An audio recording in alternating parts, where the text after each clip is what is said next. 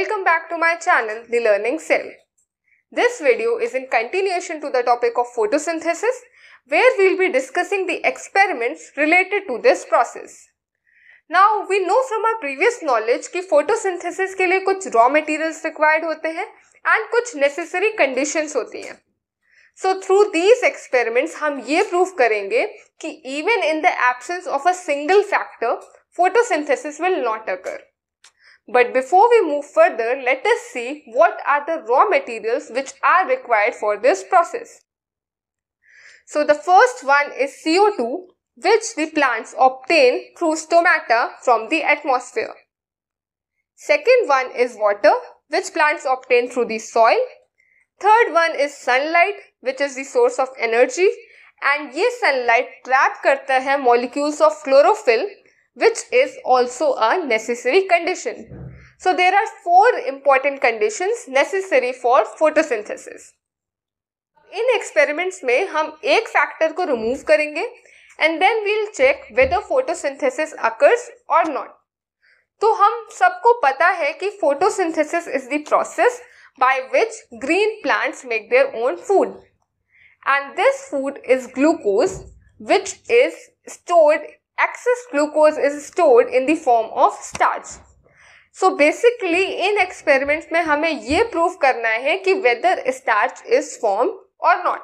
अब दो steps ऐसे हैं जो कि इन सारे experiments में common रहेंगे. First one is destarching of plant.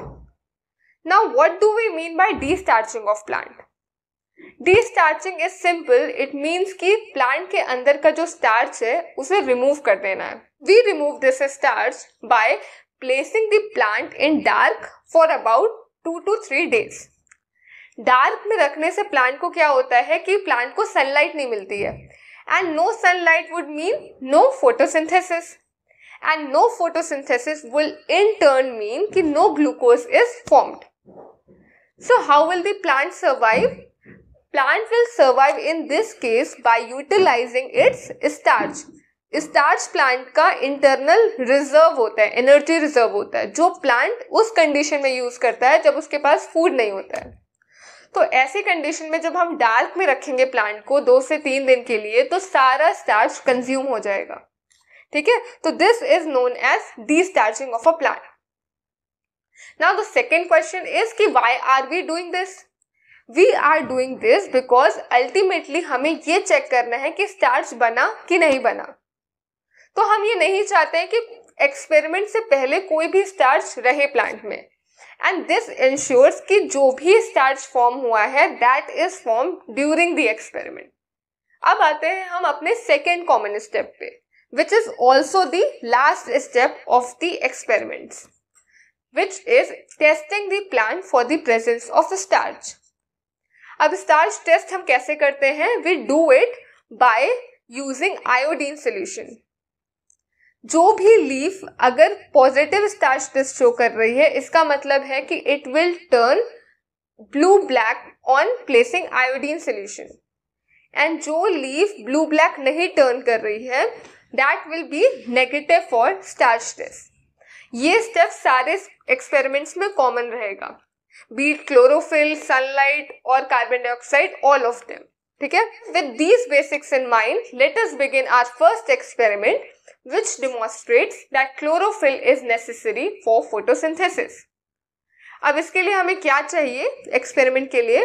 First we will be needing a potted plant with variegated leaves. Variegated leaves क्या होती हैं?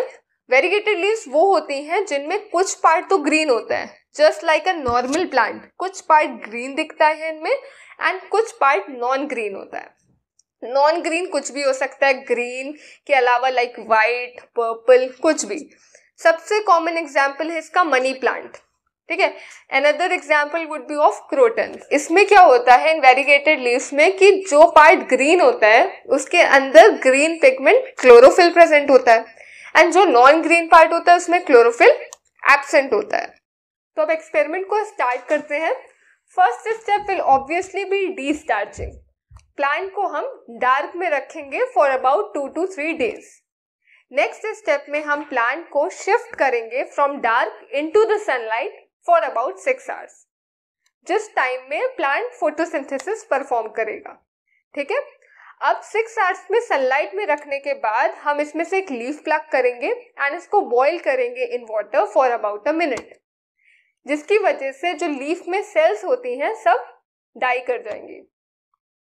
अब क्या करेंगे, हम इस लीफ को बॉइलिंग वाटर से निकाल के we'll place it in a test tube containing alcohol and heat it in a water bath for about a minute। दो चीजें जो हम यहाँ पर नोट करेंगे, फर्स्ट ये कि हम अल्कोहल कंटेनिंग टेस्ट ट्यूब को डायरेक्टली फ्लेम पर हीट नहीं कर रहे हैं। वाई? क्योंकि alcohol will easily catch fire. Second question is कि हम आखिर लीफ को अल्कोहल में बॉईल क्यों कर रहे हैं। तो जब हम इसको बॉईल करते हैं वी विल ऑब्जर्व कि the leaf is gradually turning colourless and जो सोल्यूशन है अल्कोहल का दैट इज टर्निंग ग्रीन। इसका मतलब क्या होता है कि अल्कोहल में हम इसलिए बॉईल कर रहे हैं लीफ को so as to get rid off the green pigment present in plant which is known as chlorophyll. अब इस कलरलेस लीफ को हम कोल्ड वाटर में रिंस करेंगे। क्यों? क्योंकि अल्कोहल में बॉईल करने के बाद लीफ बहुत ही ब्रिटल हो जाती है, मतलब कि इट कैन इजीली ब्रेक। तो हम इसको कोल्ड वाटर में डालते हैं so that it becomes soft again. Now we will be doing the last step which I told you earlier, which was testing for the presence of starch। तो हम एक petri dish में leaf डालेंगे and उस पर iodine solution डालेंगे। तो क्या होगा, वी विल ऑब्जर्व कि जो लीफ के पार्ट्स जो ग्रीन पैचेस थे earlier they have turned blue black on reacting with iodine and जो नॉन ग्रीन पैचेस थे they are still colourless. So what do we conclude from this activity? We conclude कि जो green patches थे plant के they were able to perform photosynthesis in दो 6 hours of sunlight, while जो non green patches थे they had only one factor which was lacking and that was chlorophyll। So that means कि chlorophyll is necessary factor for photosynthesis to occur। This completes our first activity। अब इस activity में हम दो potted plants लेंगे approximately of the same size. इसको अब label कर देते हैं plant A and plant B. Plant B को हम वो सारे फैक्टर्स प्रोवाइड करेंगे like sunlight, chlorophyll, water, carbon dioxide, all those factors which are required for photosynthesis. Plant A को भी हम सारे फैक्टर्स देंगे एक्सेप्ट फॉर कार्बन डाइऑक्साइड। ठीक, अब कार्बन डाइऑक्साइड जो हमारे एटमॉस्फेयर में अवेलेबल है उसको हम रिमूव कैसे करेंगे? तो एक कंपाउंड होता है which is known as potassium hydroxide, वो कार्बन डाइऑक्साइड को एब्जॉर्ब कर लेता है, तो we will be using it. ठीक है, अब एक्टिविटी पे आते हैं। तो फर्स्ट स्टेप जो होगा वो कॉमन है which will be destarching the plant. Plant का स्टार्च सारा कंज्यूम हो गया।